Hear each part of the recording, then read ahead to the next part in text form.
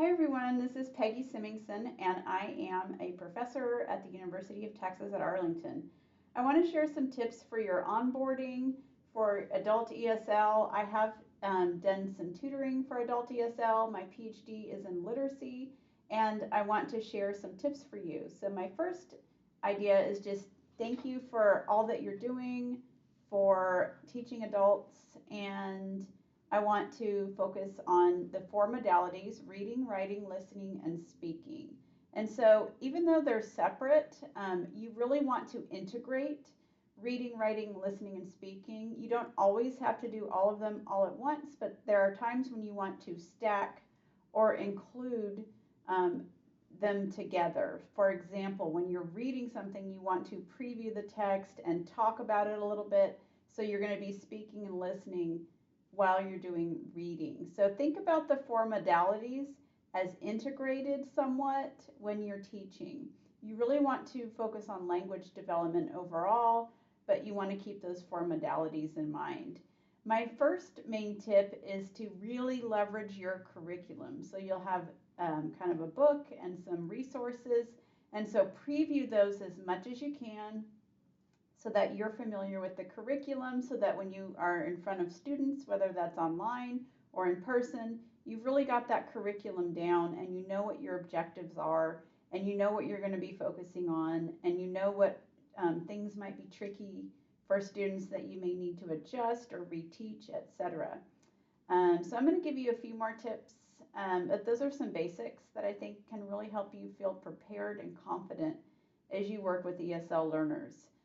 So first tip is to focus on relevance. So you really want to get to know your learners so that as they're learning, you can keep connecting it back to their real lives, and you can help them identify when they might use that skill in their real life, like a job interview, a doctor's appointment, reading menus, interacting with their child's teacher. You really want to think about their real life needs and focus on relevance as you're teaching the curriculum with them, and so on. And so you also want to build, another tip is building on prior knowledge. So building on prior knowledge is really important for comprehension. You want things to stick.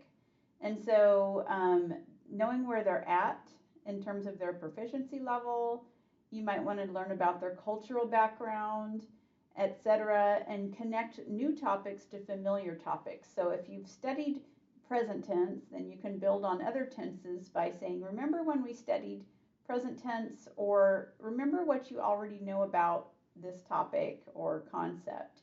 And so you really want to build on prior knowledge that they have with you or in their own background. So getting to know your students and kind of keeping track of where they're at with their learning and what you've covered so far can really help you make those connections and help them learn better.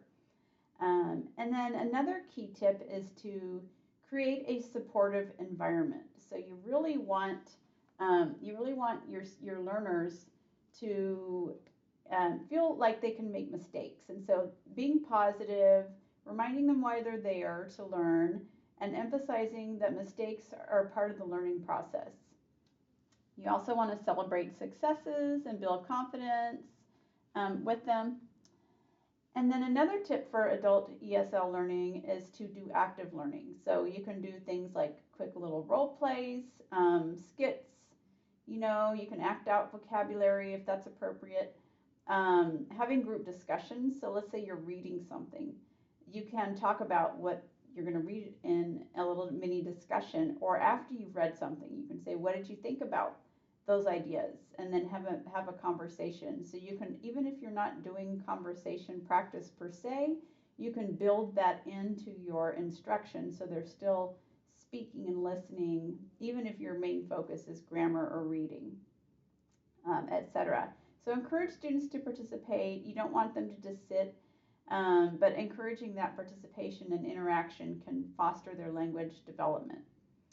And then provide clear and concise explanations is the next tip. So use language that's understandable, avoiding jargon, refer back to the textbook or the curricular resources. If there are charts and tables and things like that, visual aids, That can help them understand. If you're giving directions, you might also write a little bit on the board, or, so that they can see it and hear it.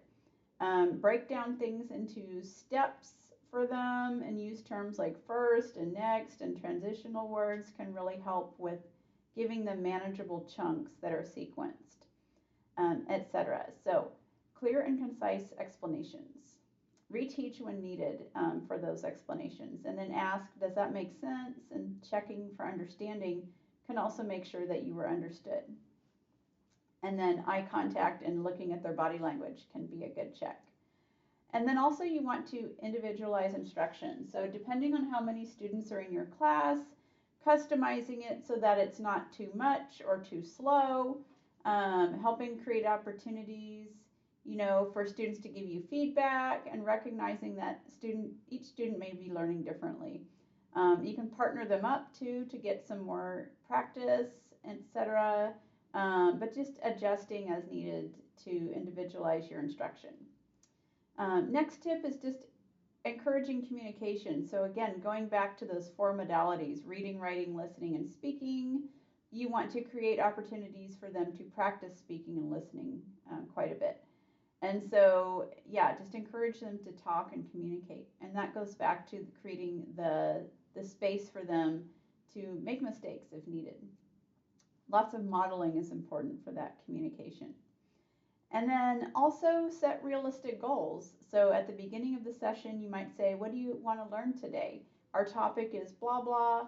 And then having that little discussion about a goal that they set for themselves. That might also be a good day 1 activity, is just to have your students share what their goals are for learning. Like, I want to learn to get a job, or I want to learn to, to help my child with their homework. It depends what their reasons are.